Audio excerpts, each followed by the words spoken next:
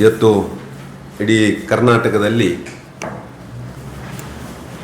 ಜನ ಇವತ್ತಿನ ಹಣದುಬ್ಬರ, ಬೆಲೆ ಏರಿಕೆ, ಭ್ರಷ್ಟಾಚಾರ ಇದರಿಂದ ರೋಸಿ ಹೋದಂಥ ಈ ಒಂದು ಸಂದರ್ಭದಲ್ಲಿ ಕರ್ನಾಟಕ ಸರ್ಕಾರ ಕಳೆದ 2 ವರ್ಷದಲ್ಲಿ ಜನರಿಗೆ ಒಂದಷ್ಟು ಗ್ಯಾರಂಟಿಯ ಭರವಸೆಯನ್ನು ಕೊಟ್ಟು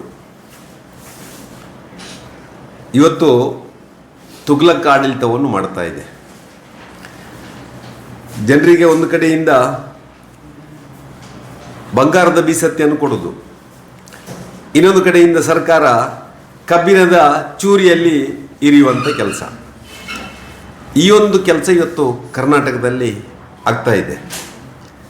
ಗ್ಯಾರಂಟಿಗಳ ನೆಪದಲ್ಲಿ ಅಭಿವೃದ್ಧಿಯನ್ನು ಮರೆತು ಇವತ್ತು ಜಾತಿಗಳನ್ನು ಒಡೆಯುವಂಥ ಆ ಒಂದು ವರ್ಗವನ್ನು ಇವತ್ತು ಓಲೈಕೆ ಮಾಡುವಂಥ ಕೆಲಸವನ್ನು ಕರ್ನಾಟಕದಲ್ಲಿ ಇವತ್ತು ಮಾಡ್ತಾ ಇದೆ. ಇವತ್ತು ವಿಶೇಷವಾಗಿ ಸಿದ್ದರಾಮಯ್ಯನವರು 16-17 ಬಜೆಟನ್ನು ಮಂಡನೆ ಮಾಡಿದವರು.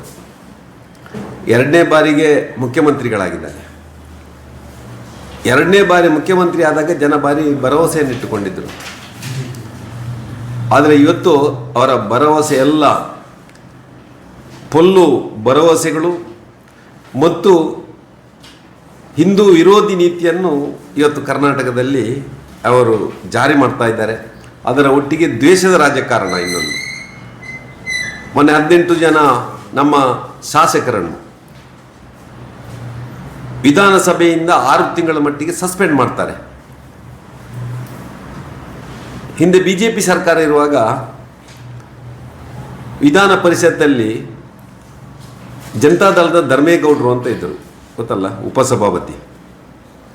ಅವರನ್ನು ಪೀಠದಿಂದ ಎಳೆದು ಕಾಂಗ್ರೆಸ್ಸಿನವರು ಕೆಳಗೆ ತಳ್ಳಿ ಅವರು ಮರುದಿವಸ ಆತ್ಮಹತ್ಯೆ ಮಾಡಿಕೊಳ್ತಾರೆ. ಬಹುಶಃ ಯಾವ ವಿಧಾನ ಪರಿಷತ್ ಶಾಸಕರ ಮೇಲೆ ಅವತ್ತು ಯಾವುದೇ ರೀತಿಯ ಆ ಒಂದು ಅಮಾನತು ಮಾಡೋ ಕೆಲಸವನ್ನು ಮಾಡಲಿಲ್ಲ. ವಿಧಾನಸಭೆಯಲ್ಲಿ ಇಂಥ 10 ಘಟನೆಗಳಾಗಿದೆ. ಯೋಗೀಶ್ ಭಟ್ರಿಗೆ ಬಹುಶಃ ಆಗ ಪೇಪರ್ ಬಿಸಾಡಿ ಅವರು ಉಪಸಭಾಪತಿಗಳಾಗಿ ಅವತ್ತು ಪೀಠದಲ್ಲಿ ಅಧ್ಯಕ್ಷರಾಗಿರುವಂಥ ಸಂದರ್ಭದಲ್ಲಿ ಅವರಿಗೆ ಅವಮಾನ ಮಾಡಿದ ಸಂದರ್ಭದಲ್ಲಿ ಕೂಡ ಯಾರನ್ನು ಈ ರೀತಿಯಾಗಿ 6 ತಿಂಗಳು ಅಮಾನತು ಮಾಡುವಂಥ ಕೆಲಸವನ್ನು ಮಾಡಲಿಲ್ಲ. ಇದು ಒಂದು ರೀತಿಯಲ್ಲಿ ಇವತ್ತು ಸರ್ಕಾರ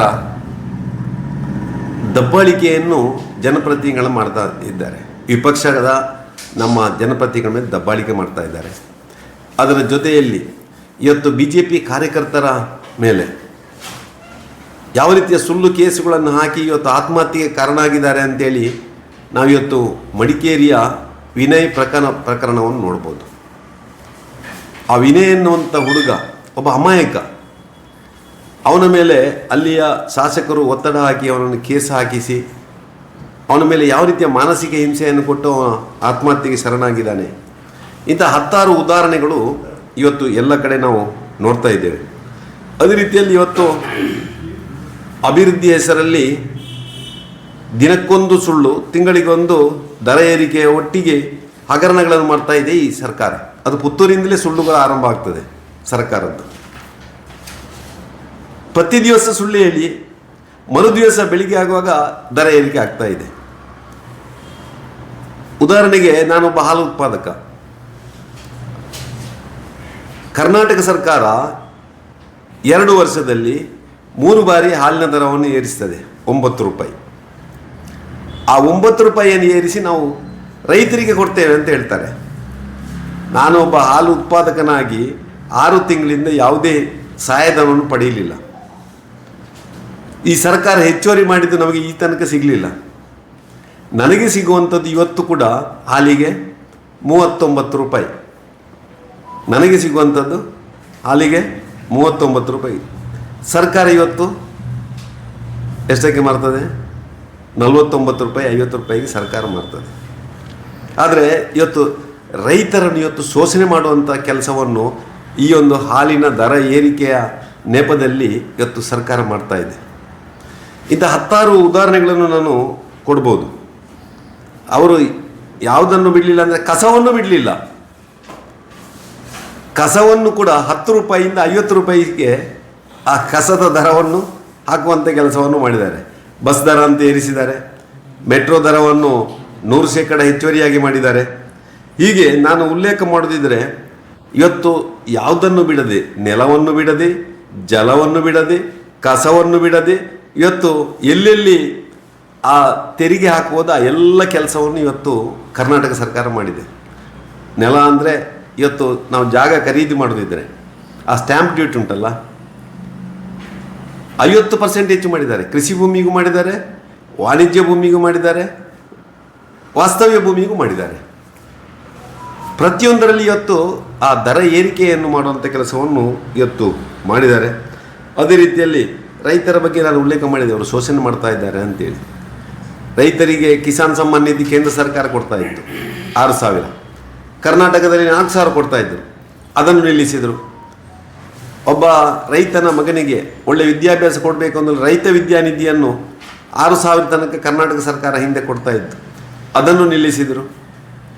ರೈತನಿಗೆ 0% 5 ಲಕ್ಷ ಸಾಲ ಕೊಡ್ತೇವೆ, 3% 15 ಲಕ್ಷ ಕೊಡ್ತೇವೆ ಅಂತ ಹೇಳಿದರು, ಅದನ್ನು ಕೊಡಲೇ ಇಲ್ಲ. ಈ ರೀತಿಯಾಗಿ ಒಂದು ರೈತ ವಿರೋಧಿ ನೀತಿಯನ್ನು ಇವತ್ತು ಈ ಸರ್ಕಾರ ಇವತ್ತು ಕರ್ನಾಟಕದಲ್ಲಿ ಅನುಷ್ಠಾನ ಮಾಡ್ತಾ ಇದೆ. ಅದರ ಜೊತೆಯಲ್ಲಿ ಇವತ್ತು ಸರ್ಕಾರಿ ಆಸ್ಪತ್ರೆಗಳಲ್ಲಿ ಈ ಸರ್ಕಾರ ಬಂದ ಮೇಲೆ ಎಲ್ಲ ಫೀಸುಗಳನ್ನು ಮಾಡಿದೆ. ಇಲ್ಲಿ ಅಂದರೆ ವೈದ್ಯಕೀಯ ಶುಲ್ಕ ಒಬ್ಬ ಸರ್ಕಾರಿ ಆಸ್ಪತ್ರೆಗೆ ಹೋಗಿ ಬಂದರೆ ಅಲ್ಲಿ 10 ರೂಪಾಯಿ ಕೊಡಬೇಕಿತ್ತು ಹಿಂದೆ, ಅದನ್ನು ಇವತ್ತು 20 ರೂಪಾಯಿಗೆ ಮಾಡಿದ್ದಾರೆ. ಒಂದು ಡೆತ್ ಸರ್ಟಿಫಿಕೇಟಿಗೆ 250 ಇದ್ದದನ್ನು 300 ಮಾಡಿದ್ದಾರೆ. ಮೆಡಿಕಲ್ ಸರ್ಟಿಫಿಕೇಟ್ 250 ಇದ್ದದನ್ನು 300 ರೂಪಾಯಿ ಮಾಡಿದ್ದಾರೆ. ಫಿಸಿಕಲ್ ಫಿಟ್ನೆಸ್ ಸರ್ಟಿಫಿಕೇಟ್ 250 300ಕ್ಕೆ ಹೆಚ್ಚಳ ಮಾಡಿದ್ದಾರೆ. ರೋಗಿಗಳ ರಕ್ತ ಪರೀಕ್ಷೆ 70ರಿಂದ 120.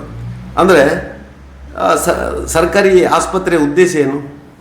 ಒಂದು ಬಡವನಿಗೆ ಅಲ್ಲಿ ಒಳ್ಳೆಯ ಆರೋಗ್ಯ ಸೇವೆಯನ್ನು ಕೊಡಬೇಕು ಅಂತೇಳಿ. ಇವತ್ತು ಅಲ್ಲಿ ಆ ಬಡವನ ರಕ್ತ ಇರುವ ಕೆಲಸವನ್ನು ಕೂಡ ಈ ಸರ್ಕಾರ ಮಾಡ್ತಾ ಇದೆ, ರಕ್ತವನ್ನೇ ಇರ್ತಾ ಇದೆ ಇವತ್ತು. ಈ ರೀತಿಯಾಗಿ ಒಂದು ಸರ್ಕಾರ ಇವತ್ತು ಕರ್ನಾಟಕದಲ್ಲಿ ಒಂದು ಜನವಿರೋಧಿ, ಅದರ ಜೊತೆಯಲ್ಲಿ ಭ್ರಷ್ಟಾಚಾರ ಈಗಾಗಲೇ ಎಲ್ಲ ಕಡೆ ಇದೆ. ಖಜಾನೆಯನ್ನೇ ಸೂರೆಹಿಡಿಯುವಂತೆ ಕೆಲಸ ಈ ಸರ್ಕಾರ ಮಾಡಿತ್ತು ಆರಂಭದಲ್ಲಿ. ಇವತ್ತು ಕಾಂಟ್ರಾಕ್ಟ್ದಾರರು ಹಿಂದೆ ಹೇಳ್ತಾ ಇದ್ರು 40% ಸರ್ಕಾರ BJP ಅಂತೇಳಿ, PCM ಅಂತ ಹೇಳ್ತಾ ಇದ್ರು. ಇವತ್ತು ಅದು 60% ಅಲ್ಲ, 100%ಗೆ ಹೋಗಿದೆ. ಇವತ್ತು ಪುತ್ತೂರಿನಲ್ಲಿ ಉದಾಹರಣೆಗೆ ಹೇಳದಿದ್ದರೆ ಕೆಲವು ಕಾಮಗಾರಿಗಳು ಆಗ್ತಾ ಇದೆ, ಶಾಸಕರ ಗಮನಕ್ಕೆ ಬರ್ತಾ ಇಲ್ಲ, ಶಾಸಕರಿಗೆ ಗೊತ್ತೇ ಇಲ್ಲದೆ ಕಾಮಗಾರಿ ಆಗ್ತದೆ. ಅಂದರೆ ಪರ್ಸೆಂಟೇಜ್ ಕೊಟ್ಟು ಇವತ್ತು ಅನುದಾನವನ್ನು ತರುವಂಥ ವ್ಯವಸ್ಥೆ ನಮ್ಮ ಕರ್ನಾಟಕದಲ್ಲಿದೆ.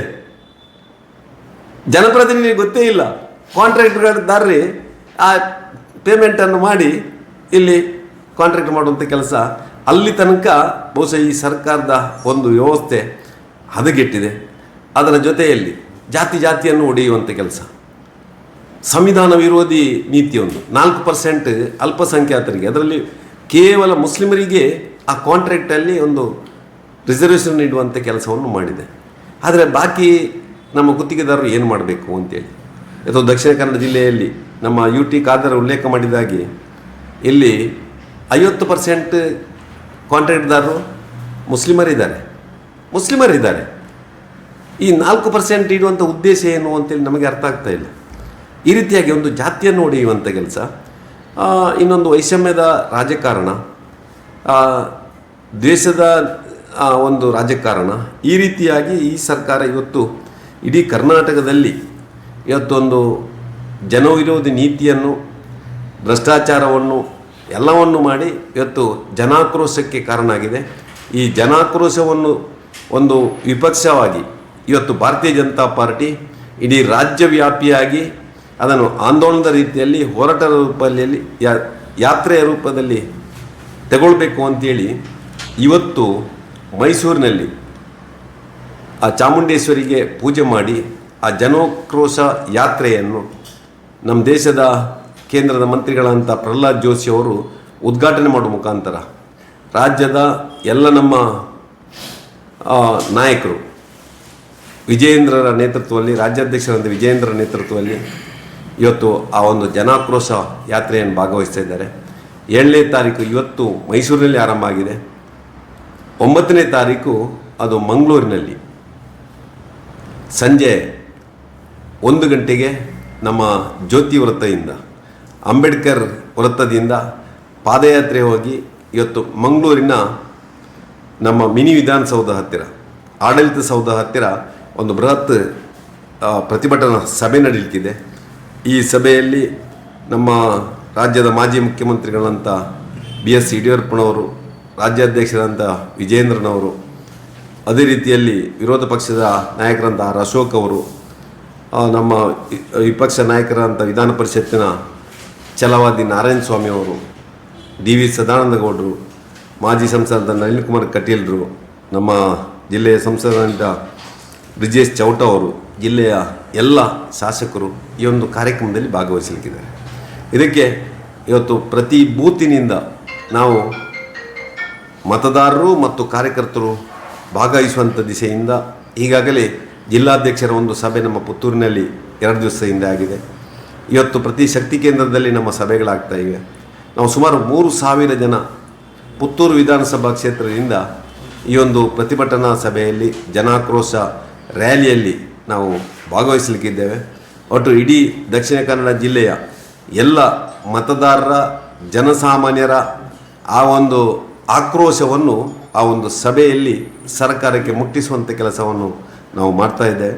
ಅದಕ್ಕೆ ನಮ್ಮೆಲ್ಲ ಸಾರ್ವಜನಿಕರ ಸಹಕಾರ ಬೇಕು, ಅದೇ ರೀತಿ ನಿಮ್ಮ ಮಾಧ್ಯಮದವರ ಸಹಕಾರ ಬೇಕು ಅಂತೇಳಿ ತಮ್ಮಲ್ಲಿ ಕಳಕಳಿಯಿಂದ ವಿನಂತಿ ಮಾಡಿಕೊಳ್ತಾ ಇದ್ದೇವೆ. ಮಂಗಳೂರು ನಮ್ಮದು ಜ್ಯೋತಿ ವೃತ್ತದಿಂದ ಅಂಬೇಡ್ಕರ್ ವೃತ್ತದಿಂದ ಹೊರಟು 1 ಗಂಟೆಗೆ ಅಲ್ಲಿ ಸೇರುವಂಥದ್ದು. ನಾವು 3 ಗಂಟೆಗೆ ಸಭೆ ಆಯೋಜನೆ ಆಗಿದೆ. ನಮ್ಮದು ಮಿನಿ ವಿಧಾನಸೌಧ ಗೊತ್ತಾಯ್ತಾ, ಕ್ಲಾಕ್ ಟವರ್ ಹತ್ತಿರ ಈಗ ನಮಗೆ ಪ್ರತಿಭಟನೆಗೆ ಅವಕಾಶವನ್ನು ಮಾಡಿಕೊಟ್ಟಿದ್ದಾರೆ. ನಾವು ಕೇಂದ್ರ ಮೈದಾನವನ್ನು ಕೇಳಿದೆವು, ಸರ್ಕಾರ ಅದಕ್ಕೂ ನಮಗೆ ಏನು ಅನುಮತಿಯನ್ನು ಕೊಡಲಿಲ್ಲ. ಇವತ್ತು ಪ್ರತಿಭಟನೆ ಮಾಡಲಿಕ್ಕೂ ಅನುಮತಿಯನ್ನು ಕೊಡ್ತಾ ಇಲ್ಲ. ಈ ರೀತಿಯ ಒಂದು ಪರಿಸ್ಥಿತಿ ಈಗ ನಮ್ಮ ಕರ್ನಾಟಕದಲ್ಲಿ ಆಗಿದೆ. ನೀವು ಹೇಳ್ತಾರೆ ಶಾಸಕರ ಗಮನಕ್ಕೆ ಬಾರದೆ ಕಾಂಟ್ರಾಕ್ಟ್ಗಳಾಗ್ತಾ ಇದೆ, ಒಂದೆರಡು ಉದಾಹರಣೆ ಕೊಡ್ಬೋದು? ಪುತ್ತೂರಿನಲ್ಲಿ CTO ಆಫೀಸ್ ಒಂದು ಬಿಲ್ಡಿಂಗ್ ಆಗ್ತಾ ಉಂಟು, ಆಗಿದೆ. ಇಂಥದ್ದು ತುಂಬ ಉಂಟು, ನಾನು ಹೇಳ್ತೇನೆ ಕೆಲವು. ಬೇಕಾದ್ರೆ ನಾನು ಪಟ್ಟಿ ಮಾಡಿ ಕೊಡ್ತೇನೆ ಅಂಥದ್ದು. ಪುತ್ತೂರು ವಿಧಾನಸಭಾ ಕ್ಷೇತ್ರದಲ್ಲಿ ಗುತ್ತಿಗೆದಾರರೇ ಹೋಗಿ ಅವರೇ ದುಡ್ಡು ಪರ್ಸೆಂಟೇಜ್ ಕೊಟ್ಟು ಇವತ್ತು ಕೆಲಸ ಕಾರ್ಯಗಳನ್ನು ಮಾಡ್ತಾ ಇದ್ದಾರೆ. ನನ್ನಲ್ಲಿಗೆ ಬಂದಿದ್ದರು, ಸರ್ ಏನಾದರೂ ನಮ್ಮ ಕೆಲಸಗಳಾಗಬೇಕಾ ಅಂತೇಳಿ, ನಾವು ಮಾಡಿಸಿಕೊಂಡು ಬರ್ತೇವೆ ಅಂತೇಳಿ.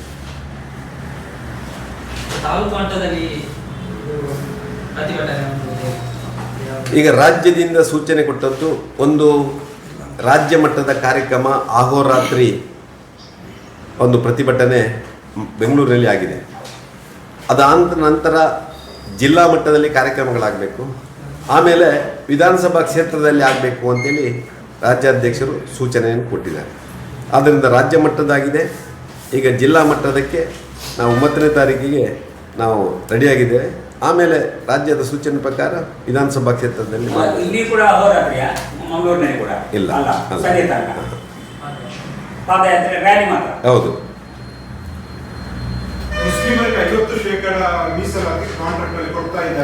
ಮೀಸಲಾತಿ ಅಲ್ಲ, ಈಗ ಕೊಡ್ತಾ ಇದ್ದಾರೆ. ಈಗ ಇಲ್ಲಿದ್ದಾರೆ ನಮ್ಮಲ್ಲಿ ಸುಮಾರು 50% ಈಗ ಪುತ್ತೂರು ದಕ್ಷಿಣ ಕನ್ನಡ ಜಿಲ್ಲೆಯಲ್ಲಿ ಸುಮಾರು 50% ಅಲ್ಪಸಂಖ್ಯಾತರಿಗೆ ಗುತ್ತಿಗೆದಾರರಿದ್ದಾರೆ, ಕಾಂಟ್ರಾಕ್ಟರ್.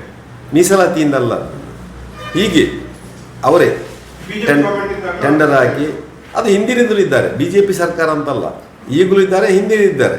ಟೆಂಡರ್ ಹಾಕಿ 10 ಜನ ಬನ್ನಿ, ನಮ್ಮ ಮಂಡಲಾಧ್ಯಕ್ಷರಂತ ದಯಾನಂದರು ಬರ್ತಾ ಇದ್ದಾರೆ.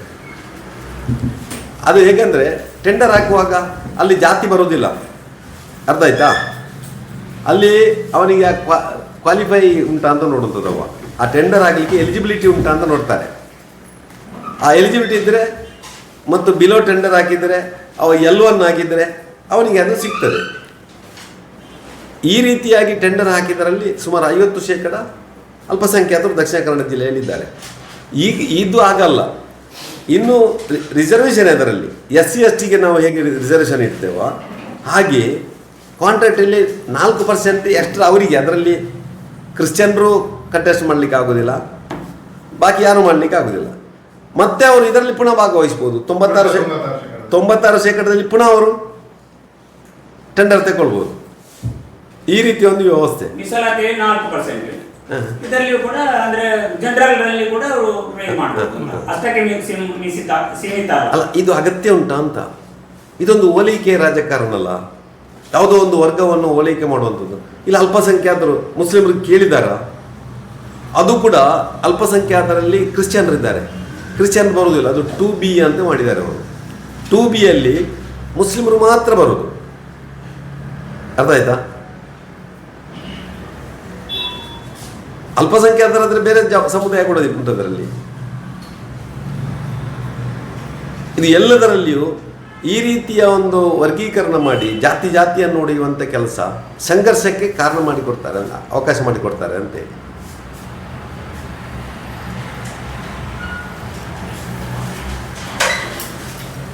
ಯತ್ನಾಳ್ ರಾಜೀನಾಮೆ ಇದು ಉಚ್ಚಾಟನೆ ಬಗ್ಗೆ ಬಾರಿ ಸೋಷಿಯಲ್ ಮೀಡಿಯಾದಲ್ಲಿ ಚರ್ಚೆ ಆಗ್ತಾ ಇದೆ. ಅದು ರಾಜ್ಯ ಮಟ್ಟದ ಇಶ್ಯೂ. ಸಂಜೀವ್ ಮಟ್ಟದವರು ಅದರ ಬಗ್ಗೆ ಕಮೆಂಟ್ ಮಾಡುವಂಥ ಇಶ್ಯೂ ಅಲ್ಲ ಅದು. ರಾಜ್ಯ ಮಟ್ಟದ ಇಶ್ಯೂ ಆದರೂ ಸಂಜಯ್ ಮಠದವರು ಕೂಡ ಪವರ್ಫುಲ್ ಅಲ್ಲ, ಯಾಕಂದ್ರೆ ಹೊಸ ಪಕ್ಷ ಕಟ್ಟಲಿಕ್ಕೆ ಹೊರಟಿದ್ದಾರೆ, ಅದೆಲ್ಲ ಸುದ್ದಿ ಆಗ್ತಾ ಇದೆ. ನಮ್ಮದು ಪ್ರಜಾಪ್ರಭುತ್ವದಲ್ಲಿ ಎಲ್ರಿಗೂ ಅವರದೇ ಆದಂಥ ಚಿಂತನೆಗಳು, ಅವರಿಗೆ ಆದಂಥ ಅವಕಾಶಗಳು ಇದೆ.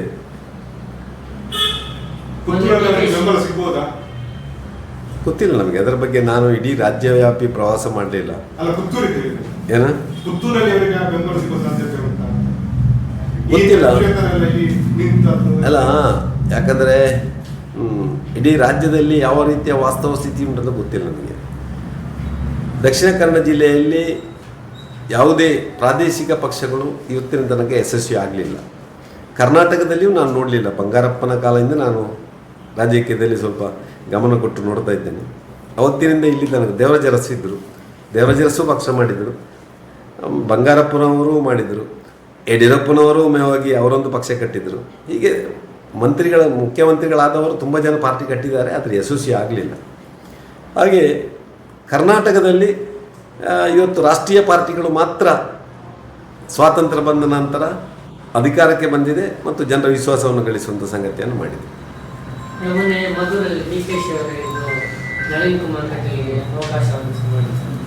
ಗೊತ್ತಿಲ್ಲ ನನಗೆ, ಪತ್ರಿಕೆಯಲ್ಲಿ ಮಾತ್ರ ನೋಡಿದೆ, ನಾನು ಅವತ್ತು ಕಾರ್ಯಕ್ರಮದಲ್ಲಿ ಇರಲಿಲ್ಲ. ಅವರು ಯಾವ ಉದ್ದೇಶದಿಂದ ಹೇಳಿದ್ದಾರೆ ಏನು ಅಂತೇಳಿ ನೀವು ಅವರಲ್ಲಿ ಕೇಳಬೇಕಷ್ಟೇ. ಅವರು ಹೇಳಿದ್ದಾರೆ, ಝೀರೋ ಆದವ ಹೀರೋ ಆಗ್ತಾನೆ, ಹೀರೋ ಆದವ ಝೀರೋ ಆಗ್ತಾನೆ ಅಂತೇಳಿ. ಧನ್ಯವಾದಗಳು. ಈಗಾಗಲೇ ಪುತ್ತೂರು ವಿಧಾನಸಭಾ ಕ್ಷೇತ್ರದ ಎಲ್ಲ ಸಹಕಾರಿ ಕ್ಷೇತ್ರಗಳ ಚುನಾವಣೆ ಆಗಿರುವಂಥದ್ದನ್ನು ನಾವೆಲ್ಲ ಕಂಡಿದ್ದೇವೆ. ಪುತ್ತೂರು ವಿಧಾನಸಭಾ ಕ್ಷೇತ್ರದ ಎಲ್ಲ ಸಹಕಾರಿ ಕ್ಷೇತ್ರದಲ್ಲಿ ಗೆದ್ದುವಂತಹ ನಿರ್ದೇಶಕರ ಒಂದು ಸಮಾವೇಶ ನಾಳೆ ಬೆಳಿಗ್ಗೆ 9 ಗಂಟೆಗೆ ಪುತ್ತೂರಿನ ಕೊಟ್ಟೇಜ ಹಾಲಲ್ಲಿ ನಡೆದಾಕಿದೆ.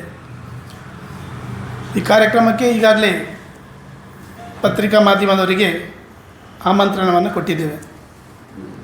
ನಾವುಗಳು ಬರಬೇಕು. ಈ ಒಂದು ಒಳ್ಳೆಯ ಕಾರ್ಯಕ್ರಮವನ್ನು ಮಾಧ್ಯಮದ ಮುಖಾಂತರ ಪ್ರಚಾರಪಡಿಸುವುದಕ್ಕೋಸ್ಕರ ನಿಮ್ಮನ್ನು ಕರೀತಾ ಇದ್ದೇವೆ.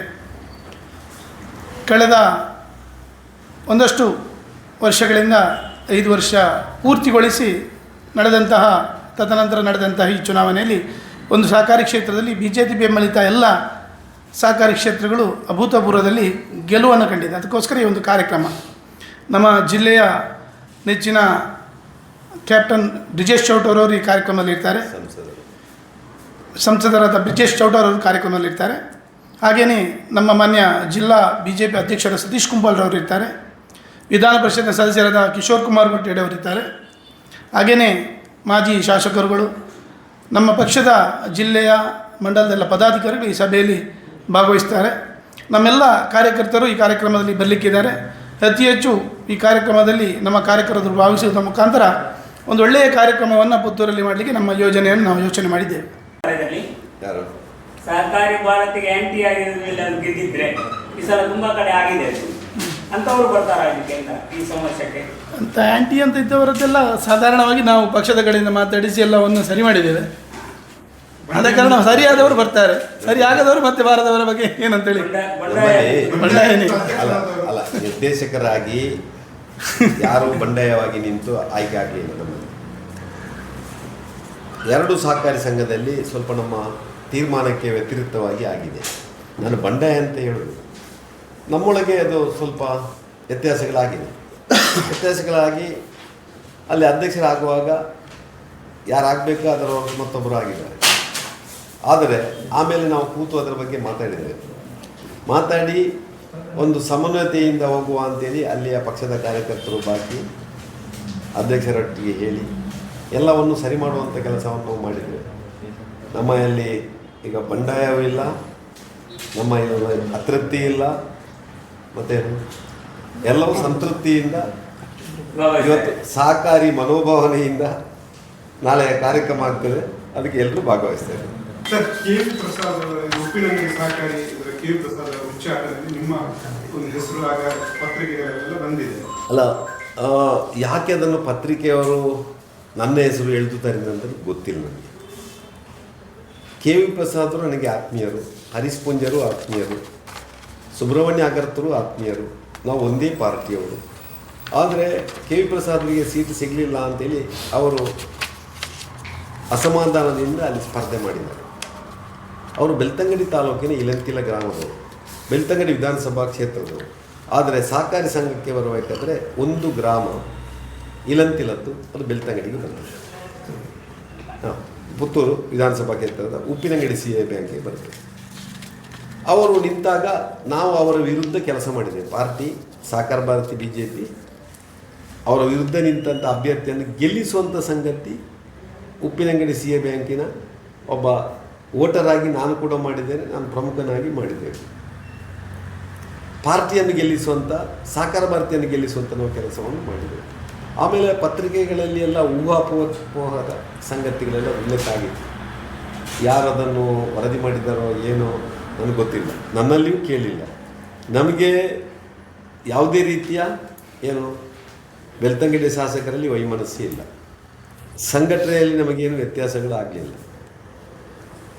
ಸ್ಥಳೀಯ ಇಶ್ಯೂಗಳು ಎಲ್ಲಿದ್ದು ಇಲಂತಿಲದ ಸ್ಥಳೀಯ ಇಶ್ಯೂಗಳು ಈ ಒಂದು ಘಟನೆಗೆ ಕಾರಣ ಆಗಿದೆ ಅಂತ ನಾನು ಭಾವಿಸಿದ್ದೇನೆ. ಇದು ಪುತ್ತೂರು ವಿಧಾನಸಭಾ ಕ್ಷೇತ್ರದ ಇಶ್ಯೂ ಅಲ್ಲ, ಬೆಳ್ತಂಗಡಿ ಇಶ್ಯೂ ಅಲ್ಲ, ಇಲಂತಿಲ ಗ್ರಾಮದ ಇಶ್ಯೂ ಇವತ್ತು ಆ ಒಂದು ಚುನಾವಣೆಯಲ್ಲಿ ಈ ಘಟನೆಗೆ ಕಾರಣ ಆಗಿದೆ. ಇದರಲ್ಲಿ ಬೇರೆ ಯಾರು ಪಾತ್ರದಾರರು ಇಲ್ಲ, ಬೇರೆ ಯಾರದೇ ಅದರಲ್ಲಿ ಯಾರು ಮೂಗು ತೂರಿಸುವಂಥ ಕೆಲಸವನ್ನು ಮಾಡಲಿಲ್ಲ, ಯಾರು ಬೇರೆ ನಮ್ಮ ನಾಯಕರು ಅದರ ಬಗ್ಗೆ ಬಹುಶಃ ಈ ಘಟನೆಗೆ ಕಾರಣ ಅಲ್ಲ. ಅಲ್ಲಿಯ ನಮ್ಮ ಸ್ಥಳೀಯ ಕಾರ್ಯಕರ್ತರ ಸಮಸ್ಯೆ ಗೊಂದಲಗಳು ಕಾರಣ. ಹಾಗಾಗಿ ಬಂಡಾಯವಾಗಿ ನಿಂತು ಅಧ್ಯಕ್ಷರಾದವರು ನೀವು ಮತ್ತೆ BJPಗೆ ಸೇರಿಸಿಕೊಳ್ಳುವ ಅಥವಾ ಸಹಕಾರ ಭಾರತಿಗೆ ಸೇರಿಸಿಕೊಳ್ಳುವ ಕೆಲಸ ಮಾಡಿದ್ದೀರಿ. ಆದರೆ ಇಲ್ಲಿ ಬಂಡಾಯ ನಿಂತವರನ್ನು ಉಚ್ಚಾಟನೆ ಮಾಡುವಂತ ಹಂತಕ್ಕೆ ಯಾಕೆ ಹೋದ್ರಿ? ಅದು ಬೆಳ್ತಂಗಡಿಯವರಲ್ಲಿ ಕೇಳಬೇಕು. ಅದೊಂದು ಈಗ ನಿಮ್ಗೆ ಆಪ್ತರಾಗಿದ್ದಾರಲ್ಲ, ನೀವೊಂದು ರಾಜಿ ಮಾಡಿಸಬಹುದು. ಅದಕ್ಕೊಂದು ಪೂರಕವಾಗಿ ಸಾಮಾಜಿಕ ಜಾಲತಾಣಗಳಲ್ಲಿ ಹೇಗೆ ಬಂದಿತ್ತಂದ್ರೆ, ಸಂಜೀವ ಮಟ್ಟಂದೂರು ವರ್ಸಸ್ ಹರೀಶ್ ಪೂಂಜಾ, ಇವರ ಈ ಹಗ್ಗ ಜಗ್ಗಾಟದ ನಡುವೆ ಇವರು ಬಲಿಪಶು ಆದರು ಅನ್ನೋದು ಒಂದು. ಅದಕ್ಕೆ ಪ್ರತಿಯಾಗಿ ತಿಮ್ಮಪ್ಪ ಗೌಡರನ್ನು ಅವಿಶ್ವಾಸ ತಗೊಳ್ಳುವ ಮೂಲಕ, ಮಂಡನೆ ಮಾಡುವ ಮೂಲಕ ತೆಗೆದಿರುವ ಅನ್ನುವಂಥದ್ದು. ಇದು ಈ ವಿಷಯಗಳು ಬಹಳ ದೊಡ್ಡ ಚರ್ಚೆ ಆಗ್ತಾ ಇರೋದು. ಬಹುಶಃ ನಾನು ಪತ್ರಿಕೆ ನೋಡಿದಾಗೆ, ನಿಮ್ಮ ಮಾಧ್ಯಮದ ನೋಡಿದಾಗೆ ಇಲ್ಲೇ ಕೂತು ಕೆ.ವಿ. ಪ್ರಸಾದ್ ಒಂದು ಪ್ರೆಸ್ ಮಾಡಿದ್ದಾರೆ ಅಂತೇಳಿ ನಾನು ತಿಳ್ಕೊಂಡೆ. ಅದರಲ್ಲಿ ಪಂಚಾಯತ್ ಸದಸ್ಯರು ಎಡಬಲದಲ್ಲಿದ್ದರು ಅಂತ ನಾನು ಫೋಟೋದಲ್ಲಿ ನೋಡಿದೆ. ಅವರು ಸ್ಪಷ್ಟವಾದಂಥ ಹೇಳಿಕೆಯನ್ನು ಅವರು ಕೊಟ್ಟಿದ್ದರು. ಸಂಜು ಮುಟ್ಟಂದರ ಹೆಸರನ್ನು ಉಲ್ಲೇಖ ಮಾಡಲಿಲ್ಲ, ಅದರಲ್ಲಿ ಸ್ಥಳೀಯವಾದಂಥ ವಿಚಾರಗಳನ್ನು ಉಲ್ಲೇಖ ಮಾಡಿದರು. ಅದರಲ್ಲಿ ನಾನು ನೋಡಿದಾಗೆ ನನ್ನಲ್ಲಿ ವೈಯಕ್ತಿಕವಾಗಿ ಮಾತಾಡಲಿಲ್ಲ. ಆದರೆ ಪತ್ರಿಕೆಯಲ್ಲಿ ರೆಕ್ಕೆ ಪುಕ್ಕ ಸೇರಿಸಿ ಎಲ್ಲ ಕೊಟ್ಟಿದ್ದಾರೆ. ನೀವು ಹೇಳಿದ ಈಗ